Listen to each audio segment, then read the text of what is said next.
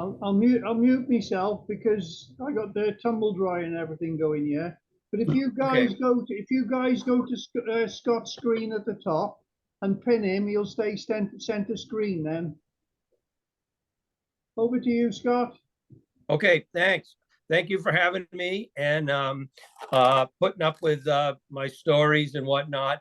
I thought I would do something a little bit different than the Carrie Stevens type streamers that I usually show. And although this is a pattern that you don't see too often tied, it has a lot of history, and it's from the same area in the state of Maine where Carrie Stevens developed her flies. In fact, the fellow who designed this fly was a fellow by the name of Herb Welch, and he lived in the town of Aquasit, and Carrie Stevens lived in the town of Rangeley. They probably were a total of 5 minutes apart, 6 minutes apart in a car. But from what research has been done, they didn't really know each other. Her husband was a guide, and she mostly tied her flies for him and his sports, the people who hired him, and then other people as she got more well known. The Herb Welch, on the other hand, he was a guy who was a taxidermist, was an artist, painted, did all sorts of different things, but he also tied some flies. He's very historic fly that probably the one that everyone knows is called the Black Ghost that he had, and it's a great fly. It's been used, still is used today, tied with all sorts of different materials. But he had a series of flies that were kind of interesting.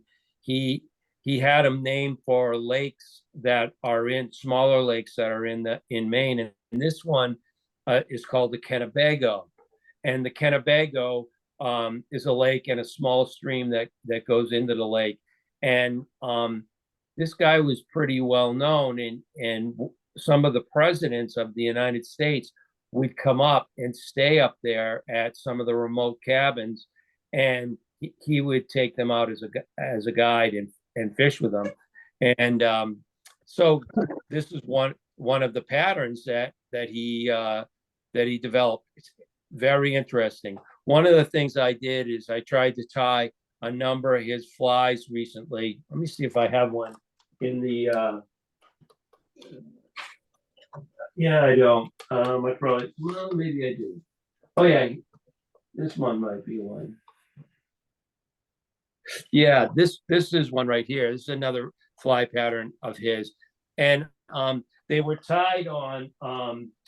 He tied on these Carlisle, a lot of them, not this one, but he tied on these Carlisle bend hooks that had that offset hook.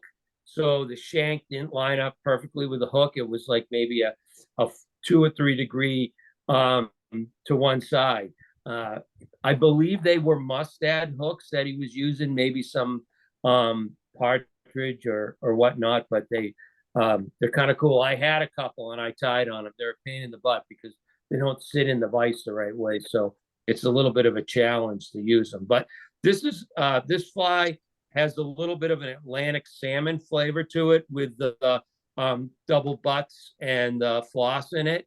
And it uses some of kind of like a golden badger on the outside of the wing. So we'll bang it out here and show you how I would tie it. I'm sure that he probably tied it differently because these guys like to tie pretty rapidly. So they were always, trying to make money. So I'm not sure that he was as trying to make everything look as smooth as maybe I would. But so basically what I'm going to do is, because it has a floss body, I'm going to put on a nice thread base. And I'm using 6.0 Danville. and I like it because you can open up the thread a little bit and it will give you a really smooth body.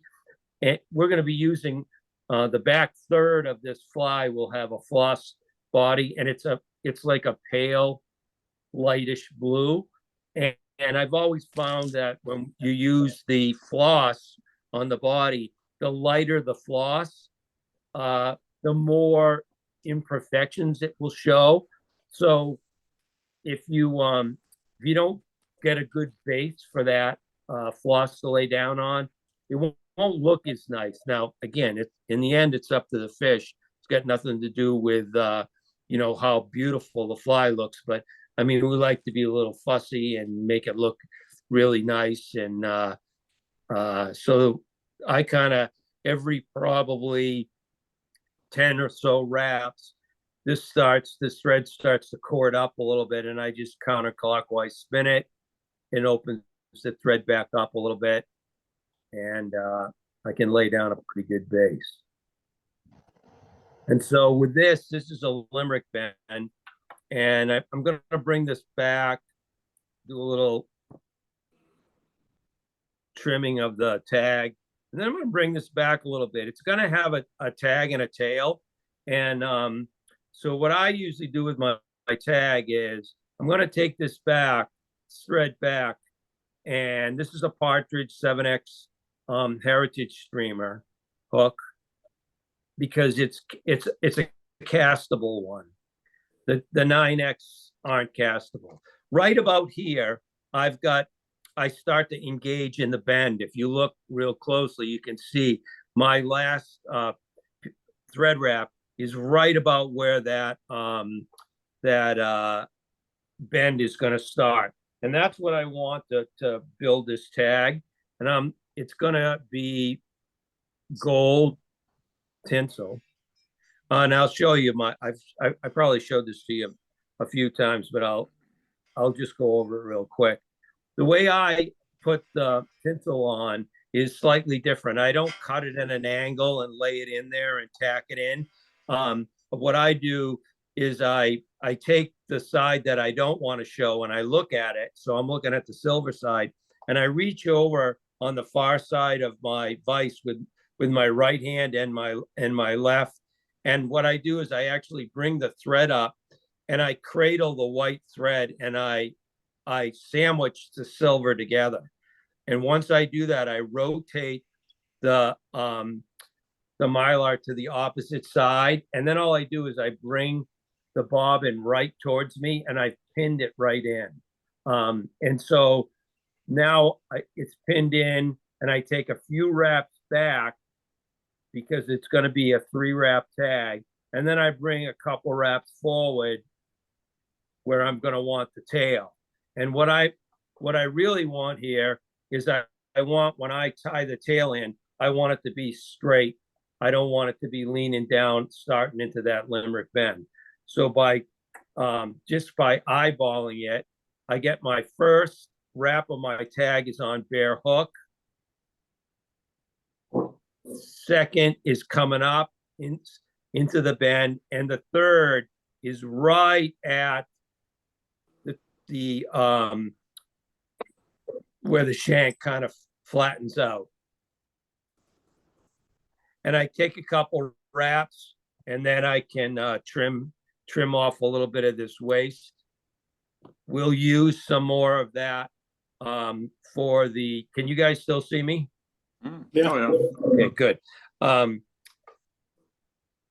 going to use a little bit of the Mylar again. I'm going to reintroduce it further on up because the front 2/3 is got a Mylar body.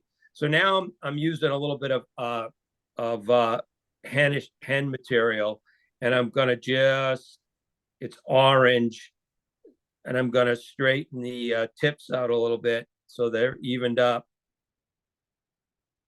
And then I'm going to lay this in. And I don't want to have too big of a bunch.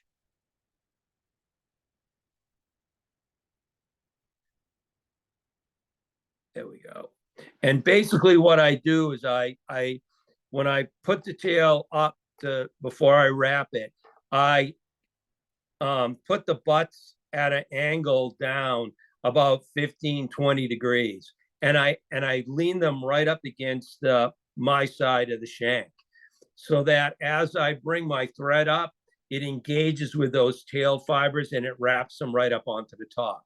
If you start right on the top, your first thread wrap is going to take them over. And you could do 2 loose wraps and give it a pull straight up, but this kind of works the best for me.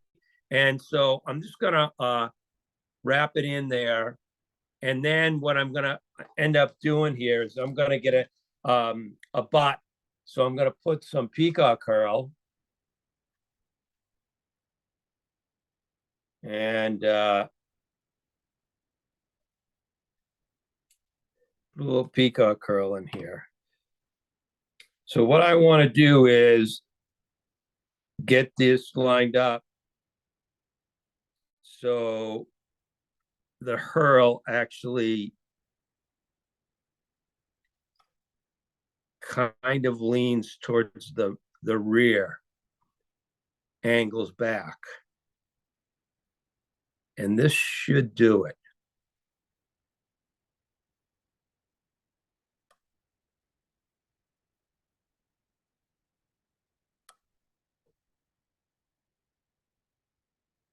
Okay, so I'm going to get about a 3-turn butt. And I'm starting to get a lot of material here, all where that floss is going to be. And so you have to be kind of careful of that, because you just want to not have any spot where you're going to have one area that's higher than the other. So what I'm going to do now is I'm just going to wrap forward. Do you not glue the peacock herl, Scott? Nope. It's not gonna last long there anyways, because it's just not that strong. But I'm just gonna kind of lock all this in. I really don't do a lot of gluing until sometimes I glue down if I'm going to put a solid body of mylar. I'll glue. Sometimes I'll put a layer of varnish down, run the mylar down, and tie it off, and then run another quick brush of varnish on top of it. And it just makes for a little bit durable. With the landlocked salmon we have over here, their teeth are really strong, so they'll rip it to smithereens. So sometimes a lot of tires would sometimes even double wrap. Start at the front, lay down varnish, go all the way to the back of the fly with their mylar, hit it again with varnish, and then wrap the mylar forward. And once that was tied off, they would revarnish the mylar. So they're really adding a lot of strength to the fly, to the body. All right, so now I've estimated that this is about where a third of this body is going to be. The back third is going to be right in there. And so now what I'm going to do is not really concerned with the little bump that's created from where I cut the tail material off, because the butt's going to hide that. And I'm sure those of you that have tied Atlantic salmon, classic Atlantic salmon patterns, a lot of the different parts of dealing with the fly is making sure that you're covering all your ends so that it looks like it's smooth and whatnot. So this is the pale blue. It's a 4-strand floss, and it's rayon. And I always, for my bodies, no matter what, pretty much use 2 strands. It's just, I think it's a tier's choice. I mean, if you were using silk, you might only use 1 strand. But with this, I'm definitely going to get this so that I can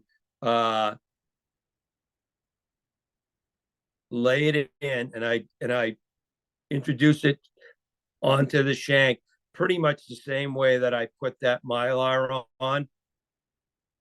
And I'm just going to wrap forward a little bit and hold that in place. And then I'm going to take the 2 strands and just run them through my fingers at a 90 degrees. So I'm coming 90 degrees up off that shank. And then I'm just going to work my way back. Kind of smooth wraps. And if there's a holiday in there or anything, I'm not really going to worry about it because I'll cover it coming back.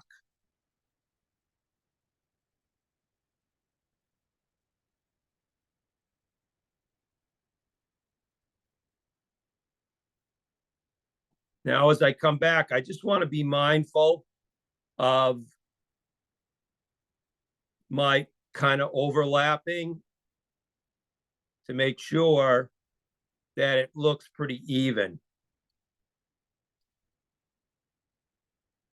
Now, once I have that, now, if there's any little pieces, sometimes you get a couple pieces that pulled off.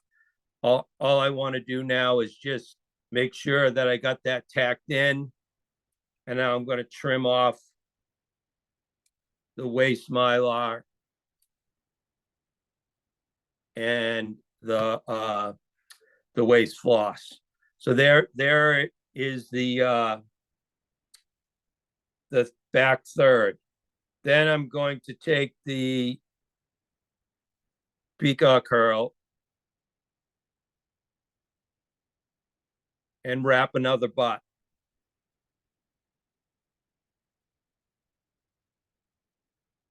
Yeah, and we want it to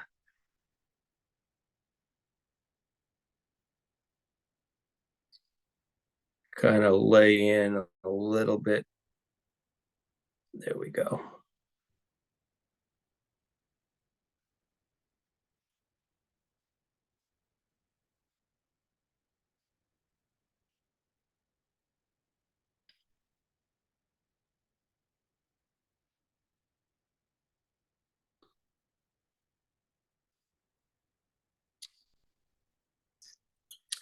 Nice, and then I tie it off.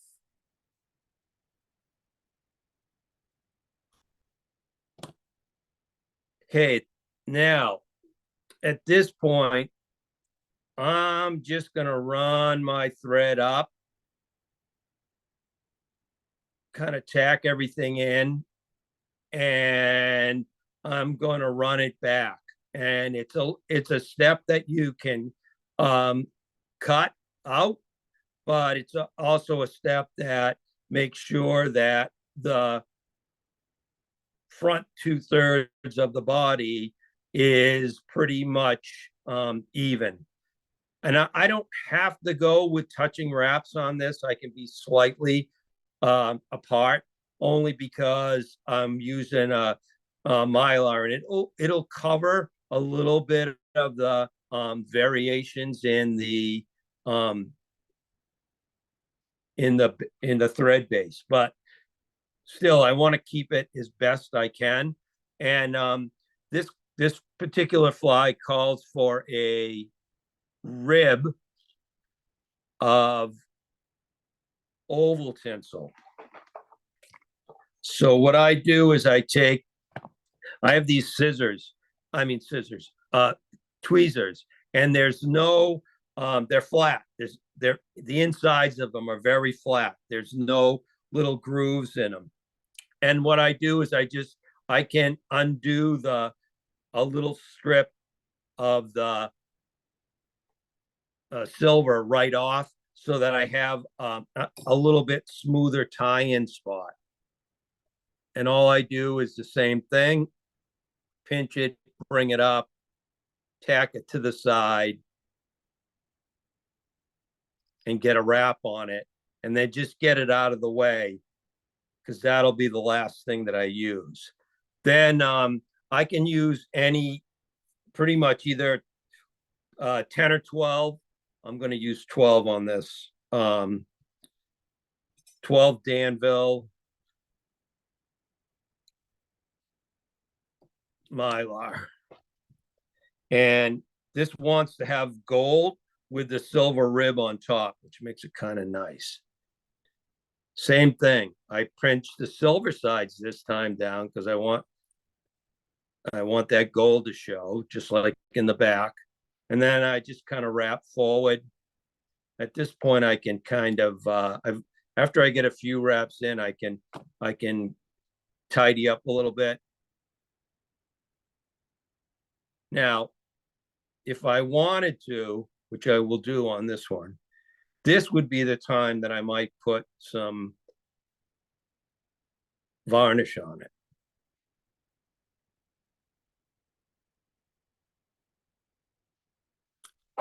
And what I would use is I cut it. So I have multiple bottles. So I have I probably have 4 of these of different consistencies. This one in particular is the thinnest.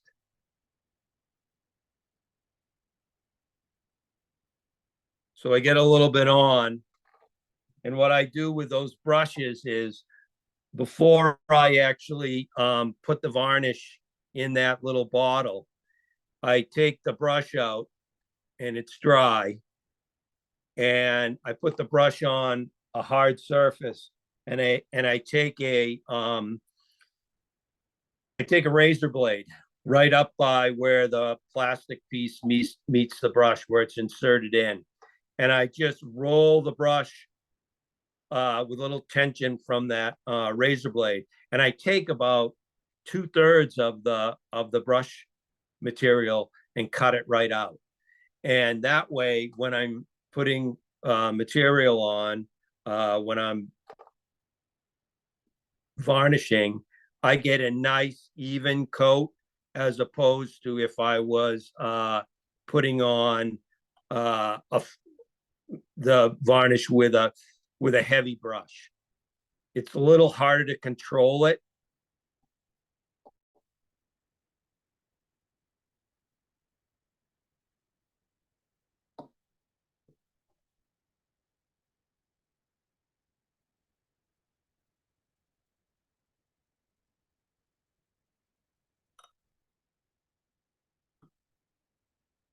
And everybody always asks me, why don't you use your vise like a rotary vise? And I don't, because I like to kind of fuss with this a little bit. And I like to feel the tension a little bit of the putting the Mylar on. I like to be able to control it a little bit more than you can with the rotary component. But to each his own. I guess I learned on a non-rotary vise, so that's why I do it this way. And a couple times people have said to me that they've timed me doing this at a show, and opposed to someone who is using the rotary. And by the time they set up the rotary, I've already got most of my Mylar on. So there it is. There's the Mylar. Now I'm going to rib it.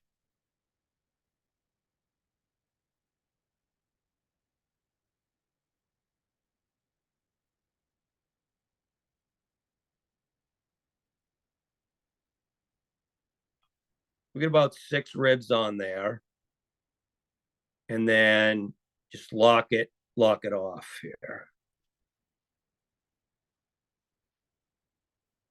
It behaves. There we go. And if you see me do these streamers before, at this point, I get my whip finish out, and I do a 2-turn whip finish, kind of security base. Now the head on this fly is going to be black. So very shortly here, I'll introduce the black thread and get it so that I can put the wing on with it. But I've got to put a throat on, and I'm going back with this orange.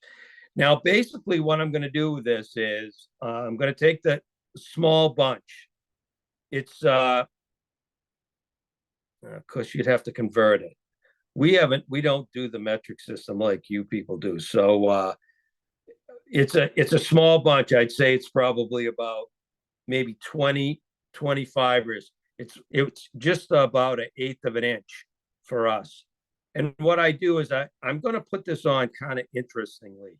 So the first part of the throat that I'm going to put on is going to be right on the bottom of the shank.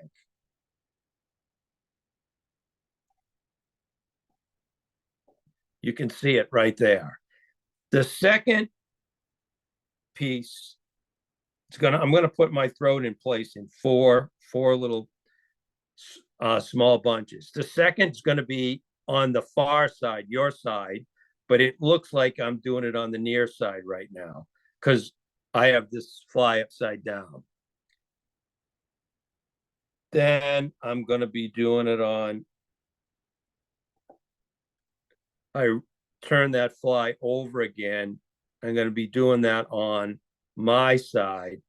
And basically now what I've got is I've got it pretty much covered.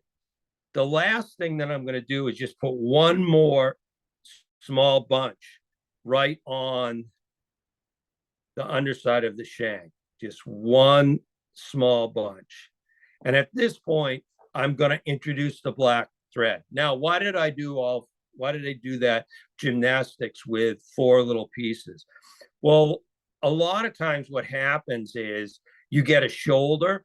And sometimes you've seen me, I put a belly in, I might have bucktail belly, then I have some golden pheasant, then I have, sometimes some of these flies will have two-tone throat. They might have a red throat and then a blue throat, or a white and a black, or in the brook trout fly I tied before, to show you, it had black, white, and orange. So it had three throats. And what happens is you try to cover all like 3/4 of this. I don't want any sticking up on the shank, but on this one, I want to cover the sides, because Carrie Stevens, she put her wings, when she put her wings on, okay, this is not one of her flies, but when she put her wings on like this, if you look at this, you can barely see the throat or the belly where it actually is underneath the fly, because it's got these shoulders that are in place. And she would actually assemble her wings where she was putting her wings on, like at 3 o'clock and 9 o'clock on the sides of the shank. Where she attached the thread, they went right on the side. Herb didn't do that. He put his right on top. So there was slightly different method that they used when they were assembling their flies. Now remember, she didn't use a vise, and that's why I'm guessing she probably did it that way. She didn't have the vise. She tied in hand. She assembled her wings, her throat, her cheeks. Everything was assembled all before she tied them in. And I think that's one of the reasons that she tied him in at 3 o'clock and at 9 o'clock. The other thing is, and I don't know if this was something she thought of, or it's something that they've discovered since they've uncovered some of her work, but they felt that the front of the fly, where that shoulder is, where that purple is, was very stiff on the hook, was really rigid. And the back was where the action was that made it look like the smelt or the bait fish. And they felt that those trolled and cast better. I don't know. They do operate in the water slightly different than what this particular fly that we're tying. The action on this one is going to be a little bit more whole feather as opposed to the last 2/3 of the feather. All right, so what I'm going to do now is I'm going to get a little wax, and I'm gonna just put some wax on my thread because that's gonna help when I mount the wings.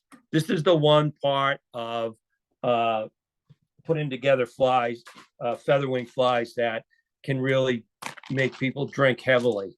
It's because the mounting of the wings becomes very difficult. So the inside wing is red, and this is just one of the Ewing saddles that they use, and they market under my name. So I'm going to take one feather from the left side of the bird, and that's going to be just one feather, and I'm going to take one from the right side, about in the same area. That way I'm getting about the same profile. I taught a class the other night, a beginner class, and we were doing one of these type flies, and the folks were they were like taking so long to pull the feather out of the saddle. I said, the bird's dead. You don't have to do it gently. The bird's dead. So now there's the golden pheasant. We've got not golden pheasant, golden badger. We've got this color badger too. It's kind of cream, almost silver badger. And we just started getting these feathers. Takes a while to get, I guess, the badger feathers. So, and their profile is kind of interesting. These might be a little too small.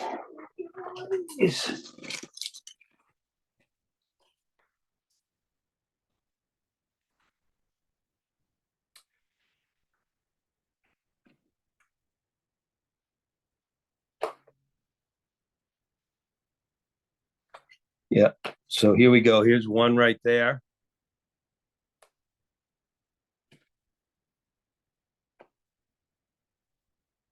And one thing you find with these badger is you get there's a lot of waste in the bird.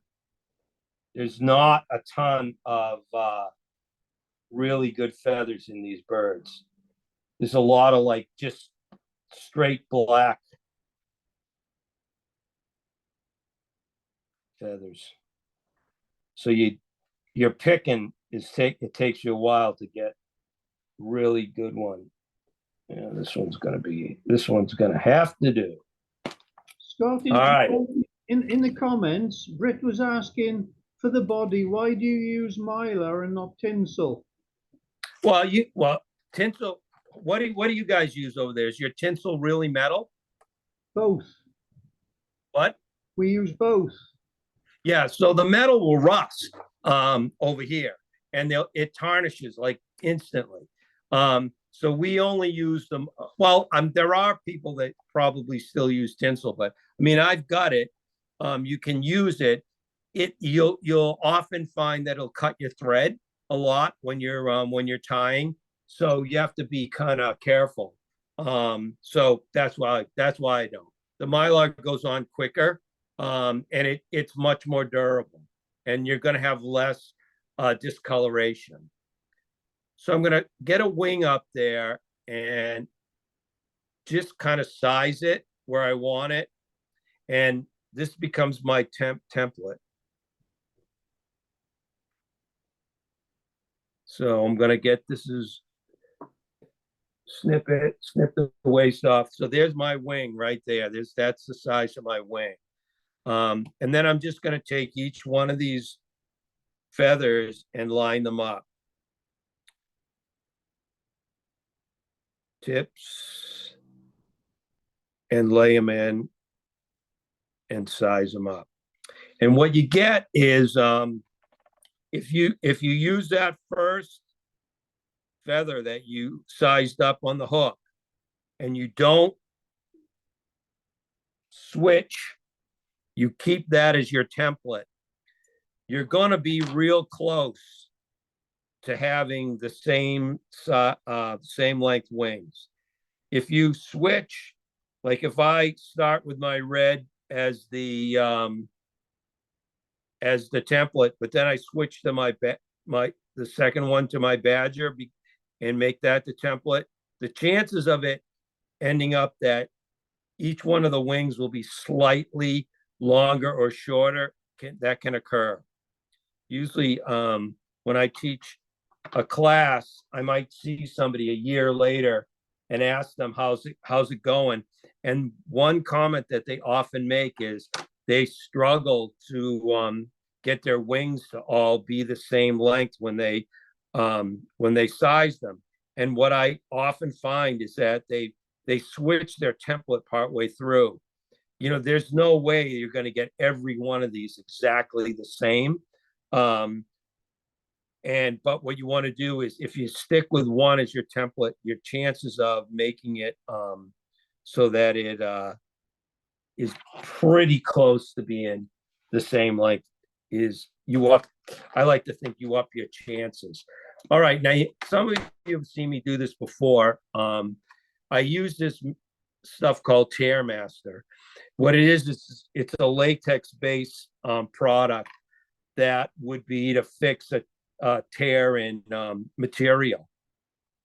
And so what I'm going to do is just take the red feather and just put a small bead of the Tear Master down.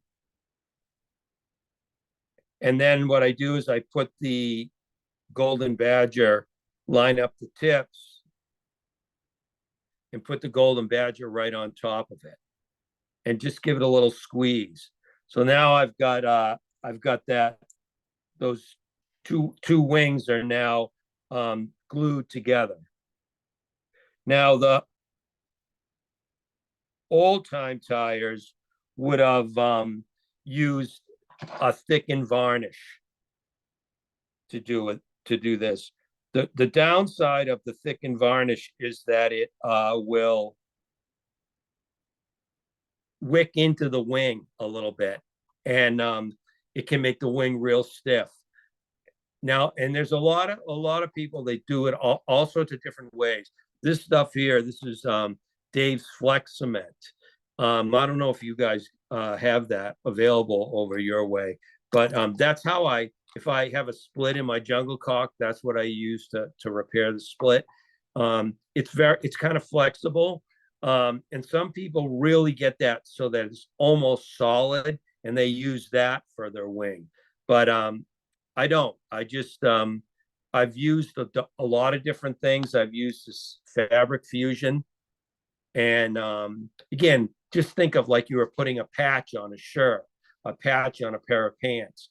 That stuff is waterproof, and it will hold up really well to fishing.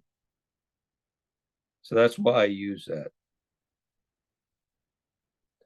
And then I get my wing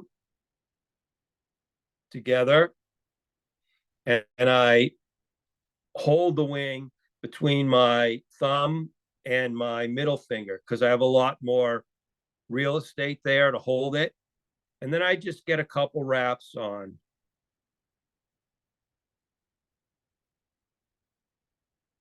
And I'm going to take a look at it, make sure it's lined up right. This is when you're going to make your adjustment. And that's lined up where I want it.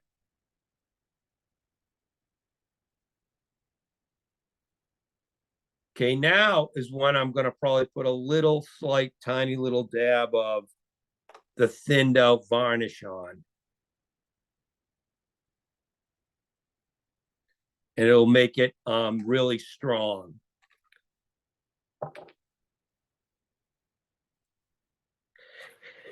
And one thing that you can notice is that if you were tying this or sitting right here with me, you will see that varnish, it takes a little longer to penetrate into the thread because of the wax. But it will go right in, and it'll take a little bit more time to harden. And now what I'm going to do is just the last part of this is to put some jungle caulk on. And I've repaired 2 small pieces of jungle caulk. And now this is where I'm going to use the fabric fusion. Now the fabric fusion is clear. I used to use it for wings, but the Tearmaster just works so much better. And what I do is I just run my bodkin on the back side of the jungle caulk with the fabric fusion. And then I lay it in place, couple wraps. Okay, that's nice. And go So ahead. that's just to glue the jungle cock to the wing, not to repair the jungle cock. Right, to glue it to the wing. I already repaired it. I used this flex cement to repair it. You could glue the wing on, you could glue the jungle cock to the wing before you assembled it, but I don't.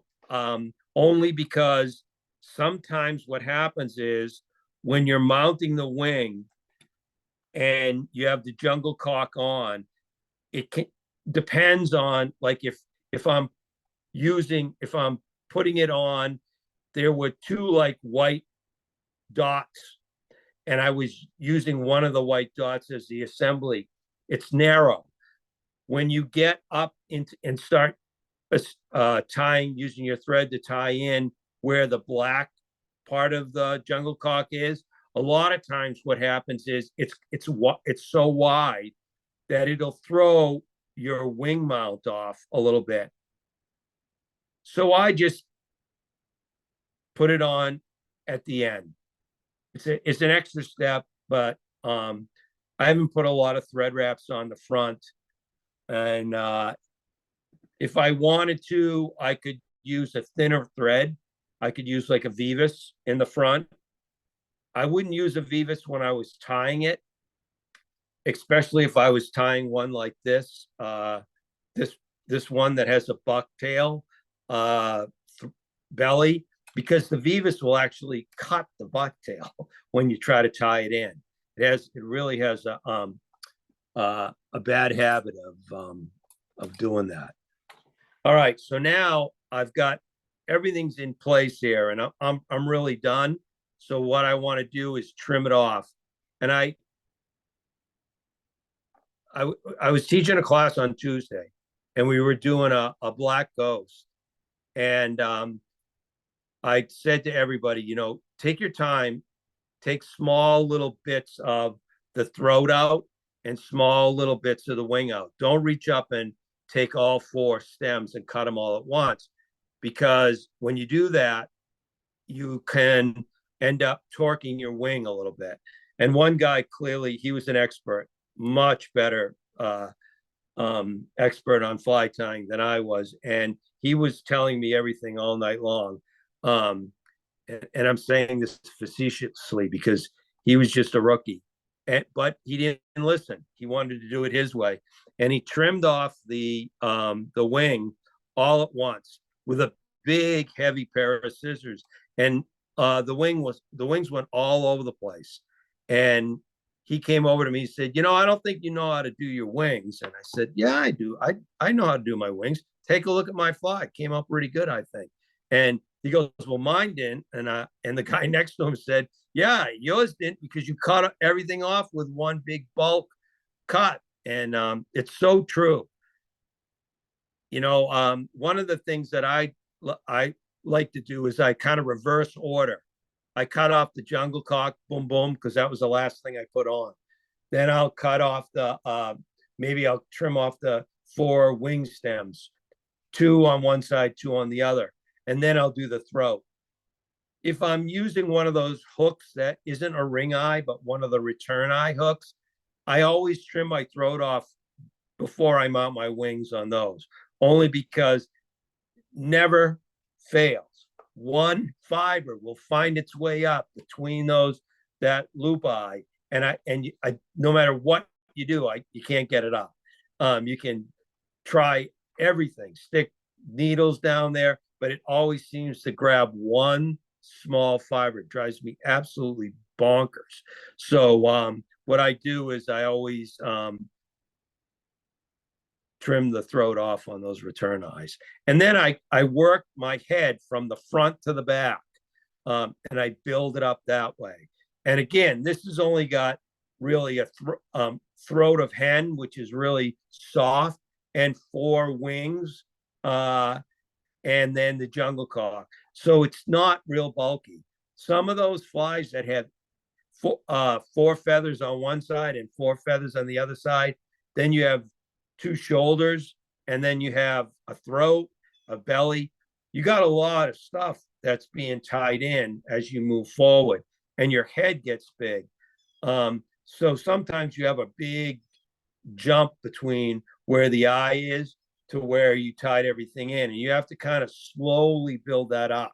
You don't want to rush it, because then when you do your whip finish and you pull it, it'll separate the thread. It won't have a good foundation. It'll separate it. You'll get a big ball in the front, and you'll have to start again, and it can make your hair hurt. And so once I get that done, now I'm going to whip finish. And when I whip finish, I'm going to start at the back of the head, and I'm going to whip finish forward. And, maybe four turns, and give it a snug. Then I'm going to do it again.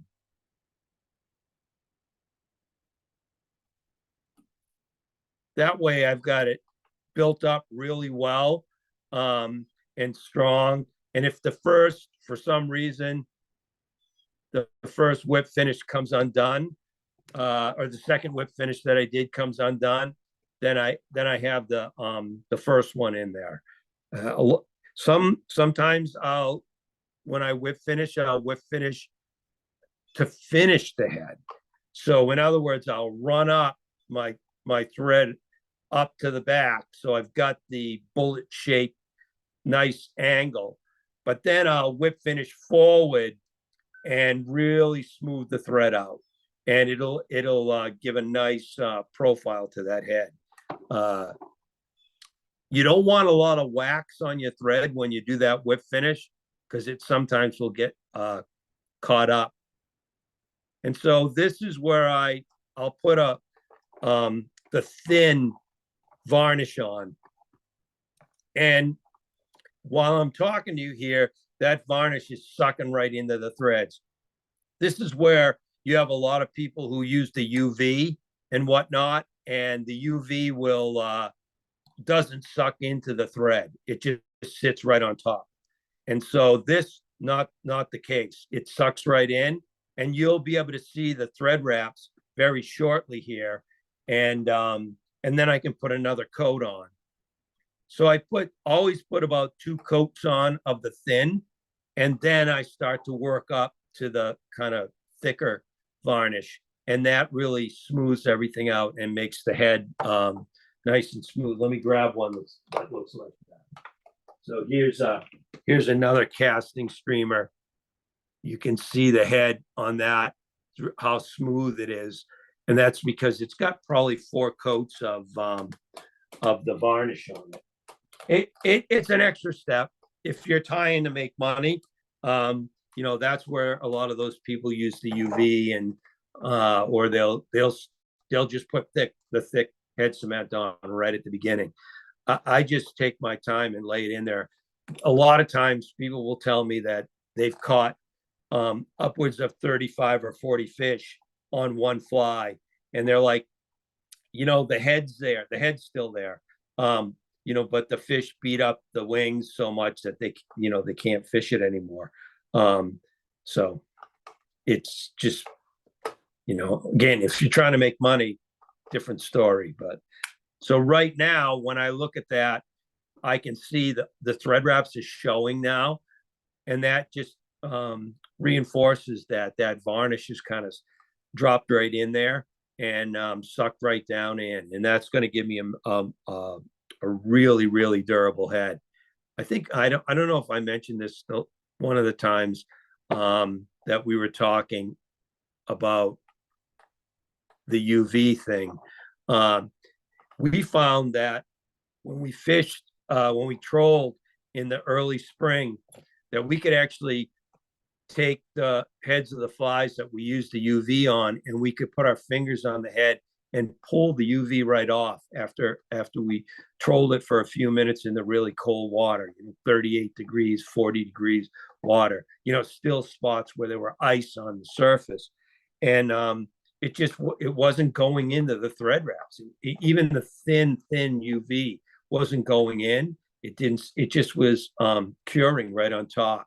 And it just didn't have the durability. I react to it, the solvent. So it makes me look like I've got, a huge rash with a swollen face. So I was happy that it didn't work. So it was a double excuse for me not to use it. So that's Herb Welch's Kennebago fly.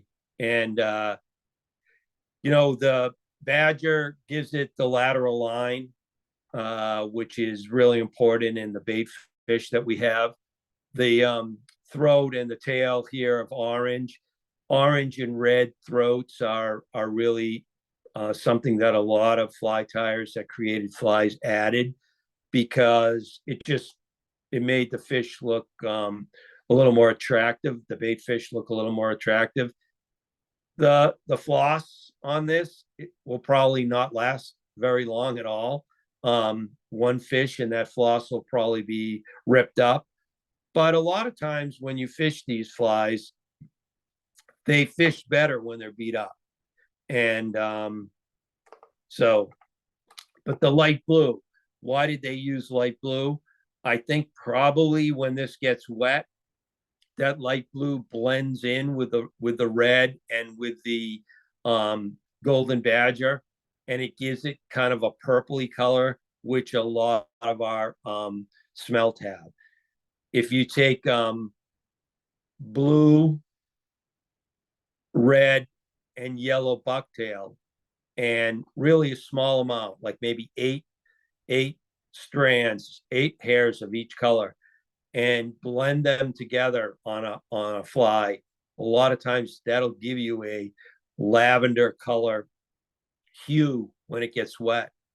And that's pretty essential to imitating a bait fish and a smelt.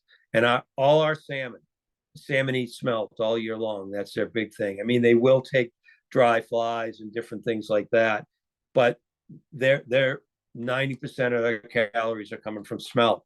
So if the smelt in the lakes drops, then the salmon population will drop, because they need that for the big calories.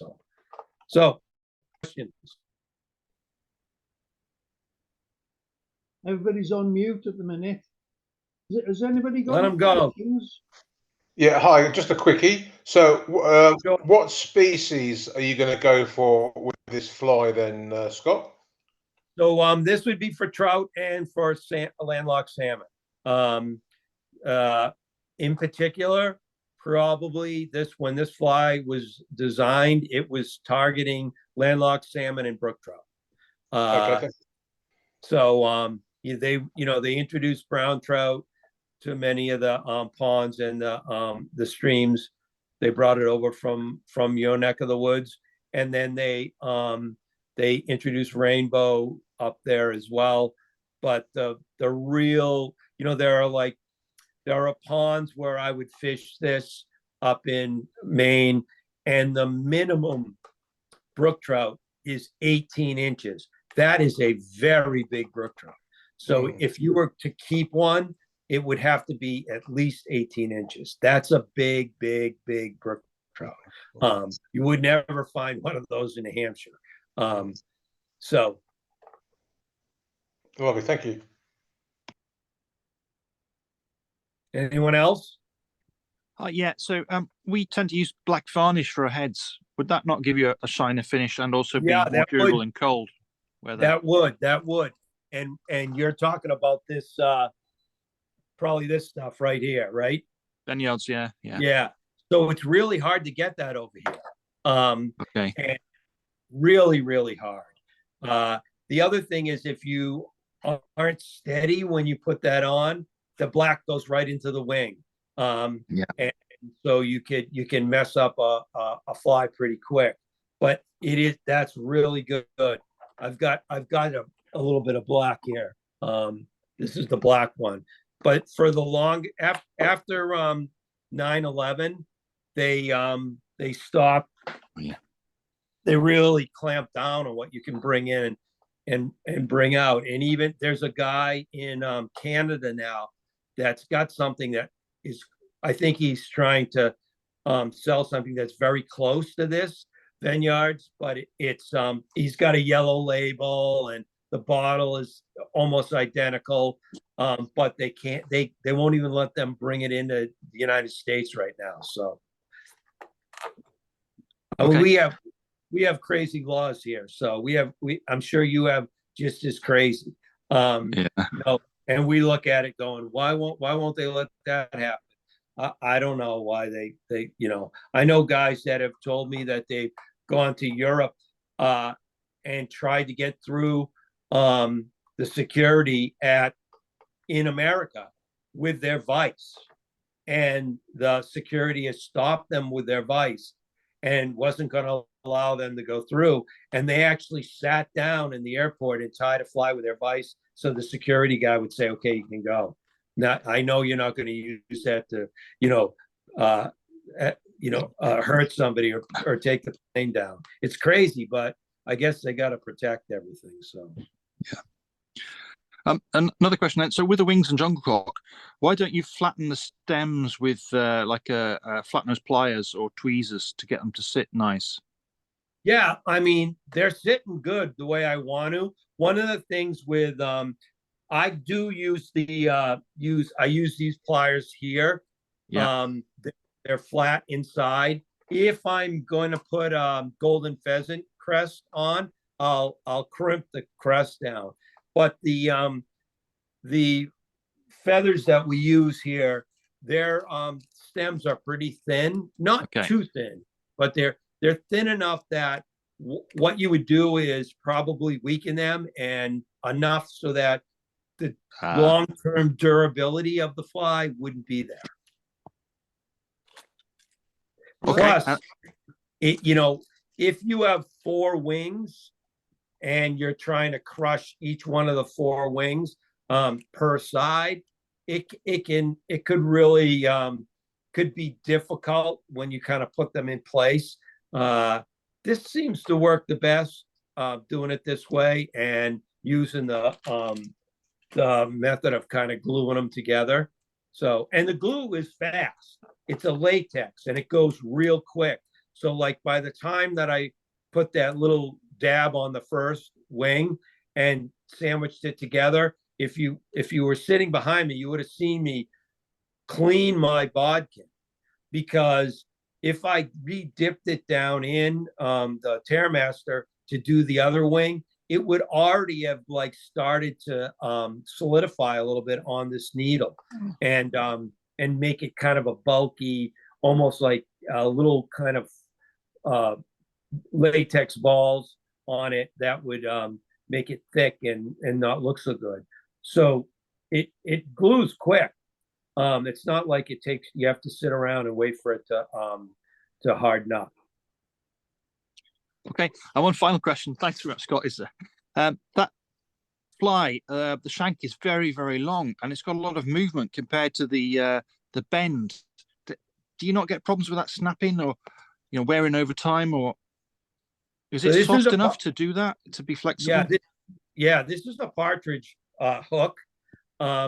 And the Partridge hooks and the Sprite hooks today are made with Swedish steel, and it's really, really strong. This stuff will bend before it breaks. It's not like the some of the hook manufacturers out there now are using like a weaker steel from China and stuff. And there are a lot of tires in the United States, and they buy those hooks because they're inexpensive, and they will crimp the barb, and they crimp the barb. A lot of these tires would sell these flies without crimping the barb, and the people who bought them would go and crimp the barb on the stream, and it would snap the point off. And so now these guys will buy these hooks and they crimp the barb prior to tying the fly, because the wire is really weak. It's and it doesn't hold up very long. If they hit the rocks and stuff like that, it doesn't last. I've never had a partridge hook that I fish with that have really failed. I've never had one that, got dull, and we, locked into the bottom where you had to, do some maneuvering to get your fly loose and whatnot. But they're really durable. They're stout and strong. So I've never really had a problem with that. And no one has come back to me and said that either. Like I, tied some flies for somebody, for a friend, and they've never said, these things, the hooks didn't hold up. But there are people who will tie with the other manufacturers, and they'll tell you that the hooks aren't very stout, they're thinner, and they don't have the durability. So Thank you. Yeah, great. You said that was a Partridge 7X streamer hook. What size Yeah. is it? It's a size 2. Size 2. You could do it in a 4. You could do it in a 2. I wouldn't do it in a 6. It'd be too much business for a 6. And that's a good, I like that 7X, that CS17 7X 2-4 for the casting streamers. And then we bring them up to the 9X and the 10X models if we're going to troll them. I mean, you can cast those, but you got to be really careful that you're not going to end up with your fly fouling. And like here's this fly right here. This is a Carrie Stevens one right here. Okay, it's called the Commander, and it's got 4 feathers for each side for the wing. But that's on a 7X right there. Same hook, no problem. That's going to cast really well. But then if you you went up to one of these. This is one of the real old Partridge hooks right here. This is a 2-aught. This is, you don't see these at all anymore. They were the handmade ones way back when, and probably right after the war they were still doing these. These are really good trolling hooks. They're very thick. I don't know if you can see the hook, but that hook is really beefy and stout.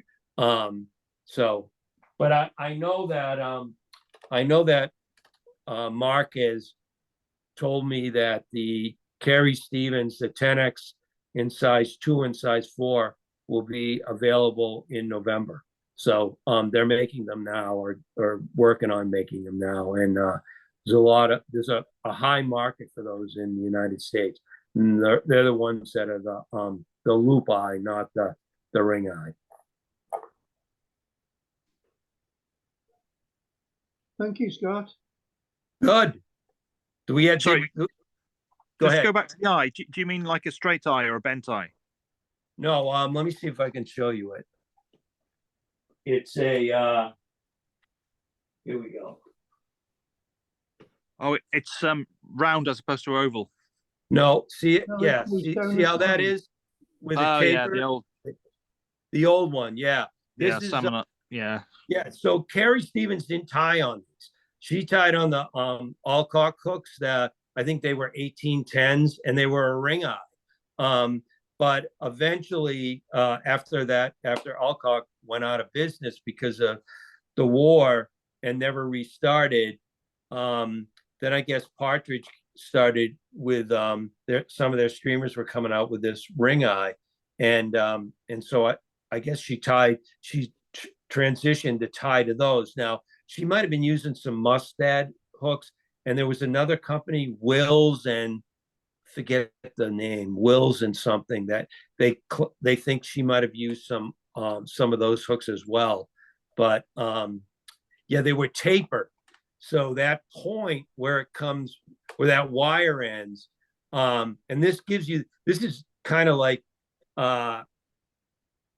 these guys were needle makers. So they were real good at having points on things, on wires. So this was probably easy for them. They probably ground that wire down on both ends right away.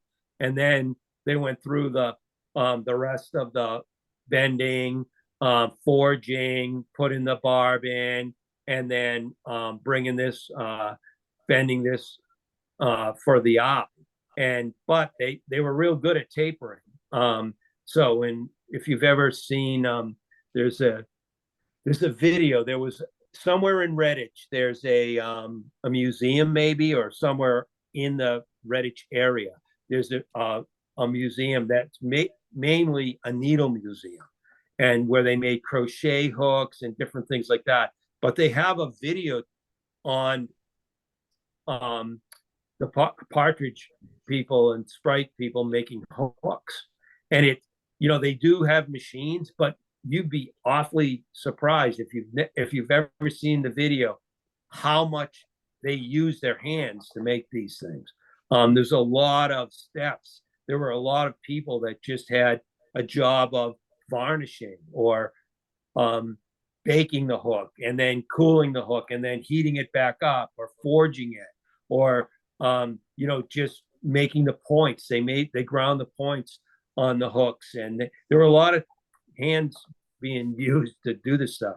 I can only imagine. I don't know how they would make any money, but these hooks, I know that Mustad had them without tapered eyes, and they also had them with. And some of the hook history people can really give you some information on what they can date them by, whether they were tapered or not.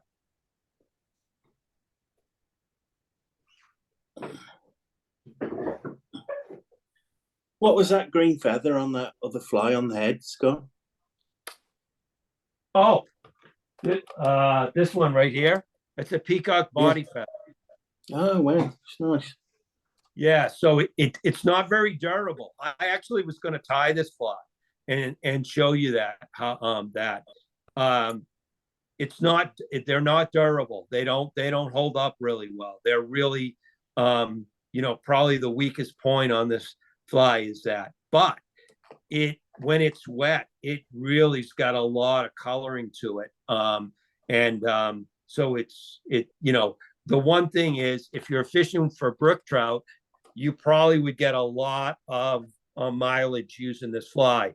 But if you were going landlocked salmon, what they do is they come around and they hit the head of the fly, and then they swing back around, and then they attack the fly from the back. They always like hammer and try to injure the smelt, and then come around and take it from the front. So a lot of times, like, you might have heard me say this before, we'll catch salmon in the spring, and we'll take the hook out. We release most of everything that we catch. So we'll crush the barb. We'll take the hook out, but as you're taking the hook out, you're looking in this salmon, and there might be 8 or 9 smelt in its throat. So they come up and they'll hammer a bunch of try to injure a bunch of smelt, and then they just gorge themselves on them, because this is really in the early part of the spring. All these smelt are right on top of the water, so they're schooled up, and the salmon take advantage of it. It's like, they haven't eaten for much all winter long. Their metabolism has really dropped, so they haven't needed that much food, and now they see all this food. It's readily available, so they're glutton. They're just going to eat until they can't eat anymore. We like putting food in front of a dog, letting them, open up the dog food and say, okay, have at it, buddy. They would eat until they threw up. So, but Yeah, so the durability on this fly is not great, but the way this looks in the water, it's worth not having it that durable because it's really a good one. And this is kind of one of the patterns where you can see the blue on this wing is one length and the red feather is another length. A lot of her flies would have a wing that was like 2/3 or so shorter, the outer wing. Just gave that a little bit different coloring to the fly, made it look more like a fish, a bait fish that didn't have, one solid piece. When these get wet, there's not much here. These feathers really compact down. So that subtle difference between the feathers, the tips ending, it makes a big difference. It really makes a big difference. I don't know if I have another one that would be,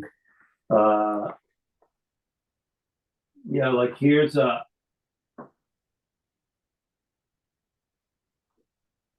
I'll do this one next time. I'll show it to you in a minute, but here's another fly with badger. Now that's the cream badger. And if you look at that, that really does look like a baby fish. That was named after one of the former presidents, Jimmy Carter. He was a big angler. And then this one here, I'll do this one if Derek can put up with me again at some point. This is a wizard. This is one of Kerry Stevens. It's a wizard fly. And you can see the black wing is slightly longer than the yellow outer wing. And recently I was tying at a show, and the guys one of the father's dead, but the son, Leslie Hilliard, who wrote the Kerry Stevens book, he was with me, and he came in to the show with a frame, and the frame had a cellophane fly that was framed in it, and it was one of Kerry Stevens' flies, and it was called a gray wizard, and it basically was this fly with gray on the outside. So she added gray wings to the outside. She had a red throat and a red tail on it, and maybe one or two other things. It was very difficult to get all the materials because you were looking through a frame and looking through cellophane that probably was 1950, had already yellowed and whatnot. And he brought this in. This is a guy who wrote the book on Kerry Stevens and had looked at hundreds and hundreds of her flies, and he had never seen the gray wizard before until that day. And he brought it in and he asked me to, he said, see if you can figure out what the recipe is and tie some. So I came back here with a photograph and really looked at it and took some notes and then tied a gray wizard. And I got one right here in a frame. So the bottom one that you can see there is a gray wizard. You can see the red tail and the red throat. And then if you look at the top, those are wizards. Those are her regular wizards. They are these ones here. What's really interesting is there's two recipes for her regular wizard. The Hilliard book on Kerry Stevens has one recipe, and then Joe Bates, who wrote the streamer book that everyone around here really in the United States really refers back to. Bates was, really great author, did a lot of Atlantic salmon books, and made multiple trips over to your neck of the woods. Was very friendly with Megan Boyd and different people over there. But his recipe was slightly different. And it just goes to show you that, fly tyers change their flies, their patterns slightly. And I would think mostly because of materials, availability of materials. But a little history. You putting that one on the wall? Actually, I'm gonna put it somewhere. There's a group in the area that asked me if I could frame a couple. I did a couple here. This one here is these are World War II ones. So this is a Carrie Stevens.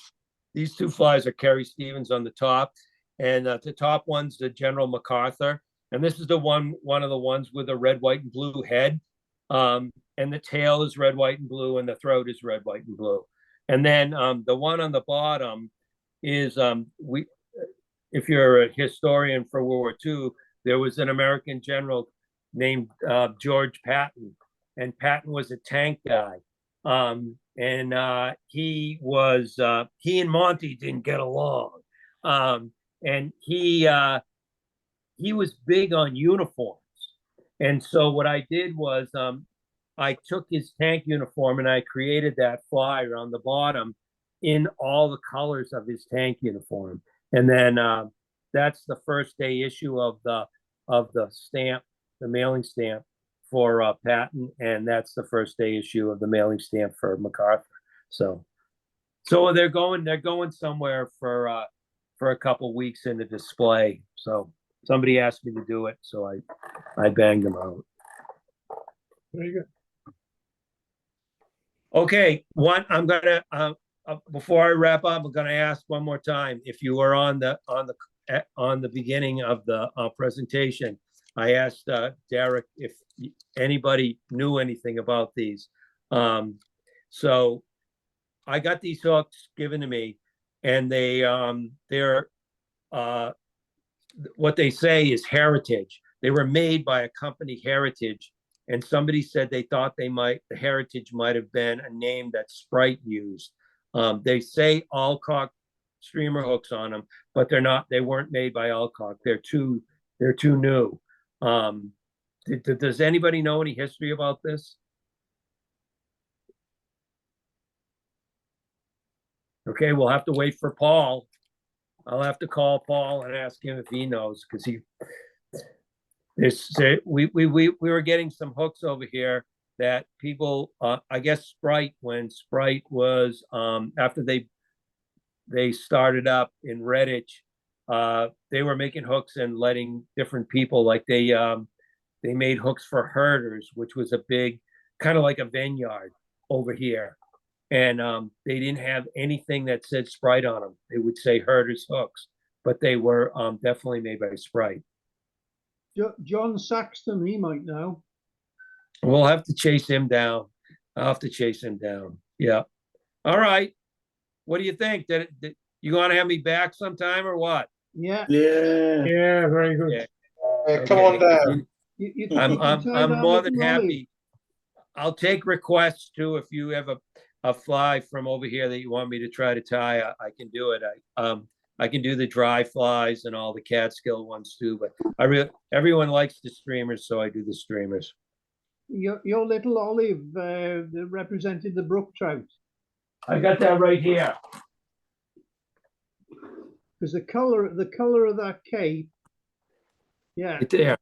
So what it is it's a light olive in the back, and in the front it's a grizzly, and what they do is they bleach it, and so it gives you that kind of brown. The normal grizzly black becomes a brown, almost a tan.